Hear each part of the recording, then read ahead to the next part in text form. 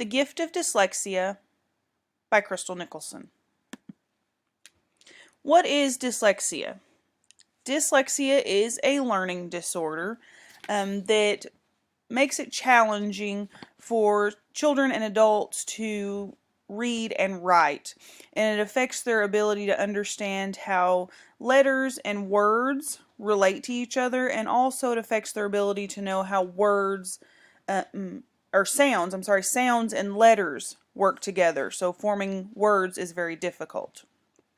There are early signs of dyslexia, but signs are most usually obvious when it comes time for a child to start school and they're reading and writing. Some early signs are just that a child speaks more slowly or doesn't learn to speak for several years when it's past the time of learning how to talk and forming words and sentences. 5 to 10% of Americans are affected by dyslexia. The diagnosis of dyslexia. There's no single one test that diagnoses dyslexia, but you should seek professional help. Dyslexia testing can be done by a licensed educational psychologist, a neurologist, or another medical professional that is qualified to provide a formal diagnosis.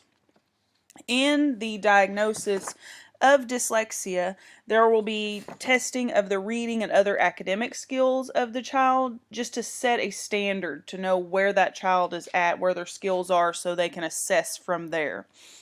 Next, you'll be asked some questions about your child's development, educational issues, and medical history. Your child's development is very important because if they didn't start talking until they were 3 years old, that is a clear indicator that there is some type of developmental problem. Also, educational issues. They'll want to know if your child is not only struggling with their reading and writing, but maybe they're struggling in math and science as well, or if they have classroom issues. Anything along those lines are going to be important to the diagnosis.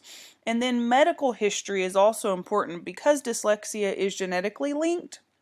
If another family member deals with dyslexia, there's a higher chance that someone else in the family will also have dyslexia. So medical history is very important.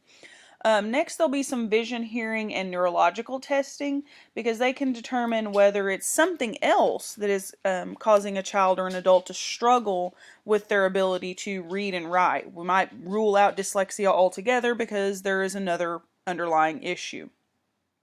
And then lastly, there'll be some psychological testing. The psychological testing is to make sure it's not a social problem, an anxiety, or depression, because all of those issues can mask themselves as other things, and we want to rule those out. So it might not be dyslexia at all. It might be one of those things that your child needs help with, and we don't want to spend our time on dyslexia if it's something else. Parents' part in success. First of all, you want to address the problem early. That means if you suspect that your child is having a problem with reading or writing or something else, seek medical help. Go and see your child's doctor. Be their advocate. Intervene early. Next, you want to read aloud to your child. You should start reading to your child by 6 months old, if not younger. You should read aloud so they can follow along and look at the words in the pictures. Listen to recorded books with your child, or listen to the recorded book while you follow along with the actual book. All of those things are very important for a child to learn how letters and words and sounds all come together. Work with your child's school. Like I said earlier, be your child's biggest advocate. Know who it is in the school that is going to be working with your child, whether it's their special education teacher, whomever is doing interventions with your child, dyslexia specialists, all of those people, your classroom teacher. You need to know who those people are, and those people need to know who you are for the best outcome for your child. And lastly, even though your child is struggling with their reading, you want to encourage reading. Whether that is personal time for themselves, reading alone, you reading with them, you reading to them, or them just seeing you read. Make sure that your child knows that reading is important, even though they may be struggling in that area. A school's part in success. Special educational approaches are very important to your child's success. There's going to be specific things that are done to ensure that a child with dyslexia gets the help that they need. There will be different things that you do for a child with dyslexia so that they can make sure that they understand how letters and words all form together. So they might do vision and touch together. You see a letter and then they use their finger to draw that letter in sand to help them. Or going out of their way to make sure there's a recorded lesson for the child to follow along in their book. So there's lots of different specific things that will need to be done for a child with dyslexia. Interventions are very important. If those interventions are done in the classroom or they're done outside of the classroom, a school needs to make sure that a child with dyslexia is given extra attention when it is required for them to read something or need help with writing something. Tutoring.